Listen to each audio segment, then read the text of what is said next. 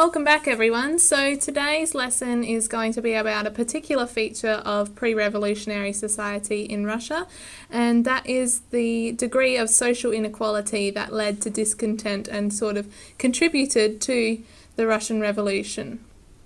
So today's lesson is titled Social Inequality in Pre-Revolutionary Russia, and it is for SACE Stage 2 Modern History on the topic of revolutions and turmoil. So let's have a look at the population of Russia prior to the revolution. By 1897, Russia had the largest population in Europe of 122.9 million. However, that population was really strictly organised into a social class. So there were 5 general social classes, and your place in the social structure was not organised by how useful you were or how good you were at something. It was organised on privilege by birth. So inherently, it's an unfair system. Here's a summary of the Russian social structure. You can see that it's arranged in a pyramid, and that usually happens in societies that are arranged with rigid social class. So the most amount of people will exist in the lowest social class, and the least amount of people will exist in the upper part of the social classes. So you can see at the top, 0.5% of the population of Russia existed in the ruling class. So this was the royal family, the Romanovs and their relatives. Then there was 12% in the upper class, and the upper class would be considered to be nobles and also members of the Russian Orthodox Church.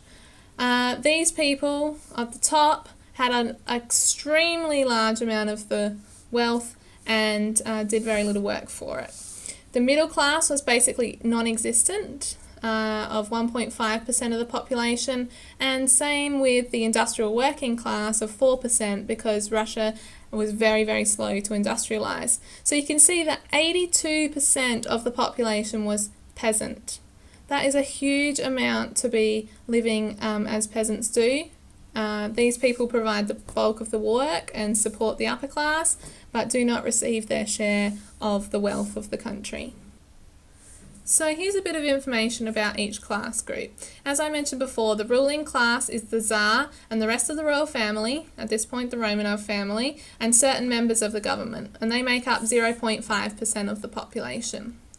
The upper class is the gentry or nobility, and they make up 12% of the population. You would consider the upper class to be landowning nobles, wealthy merchants, church leaders, and higher ranks in the military and bureaucracy. And when compared with their workload, their incomes were disproportionately high in that they did very little work for very high incomes. So they basically didn't earn the income that they were receiving. The middle class is 1.5% of the population, and like I said, it's basically non-existent. You wouldn't find this in any modern population. These included professionals, including small-scale manufacturers, factory managers, white-collar workers, but those were few and far between because Russia hadn't industrialized at this point. And it also included a group of people, which a term you'll become familiar with, which is the intelligentsia. They are educated thinkers, writers, and artists, and they become actually a target during the revolution because people who are capable of independent thought are dangerous to a revolutionary government trying to consolidate. The two groups that become important in the Russian Revolution are the industrial working class, and this group is pretty much non-existent in Russia before the 1900s, and they are also referred to as the proletariat. At this point, they're only 4% of the population, but when the rapid industrial growth happens in the early 1900s, this group became much larger. The group that was by far the largest was the peasant population.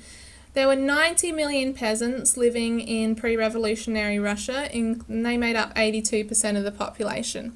They had some changes made in the late 1800s, but before that, they were mostly serfs in that they were tied to the land and lived under severe restrictions. However, in 1861, there was the Edict of Emancipation, which allowed serfs to basically purchase their own plots of land and work for themselves and become peasants. But a lot of serfs weren't able to take up that opportunity, so many were still living under serf conditions and in very poor conditions. They were mostly agricultural workers, but Russian agriculture wasn't all that good. They had very little productive land in Russia, leading to overcrowding in areas that were productive, and so that led to poor conditions. They had a really short growing season because it gets so cold in Russia, so they could only produce food for about 4 to 6 months of the year. And because of this, the amount of food produced rarely met nations' demands. But of course, it wasn't the peasants who were going to keep the food, and it wasn't the nobility that was going to miss out on food. So when there was poor production, it was the peasants who missed out, so that the nation's nobility had enough and more than what they needed. Leading on from this, the peasant population had a high illiteracy rate, so a large proportion of the peasants were unable to read or write. Because of this, they were really resistant to change because it was really difficult to get any momentum about change or any campaign going with them, especially when they can't read and write. They appear to be untrusting of educated people as well, because the educated people that they would come in contact with would be their landowners and the Russian Orthodox Church, who were quite manipulative in maintaining power for the Tsar. So they were untrusting of educated people and weren't educated themselves, so it's really difficult to get a movement going with the peasant population of Russia. In turn, the ruling classes preferred uneducated masses. If you have a high illiteracy rate in your peasants, that means it's easier for you to maintain power.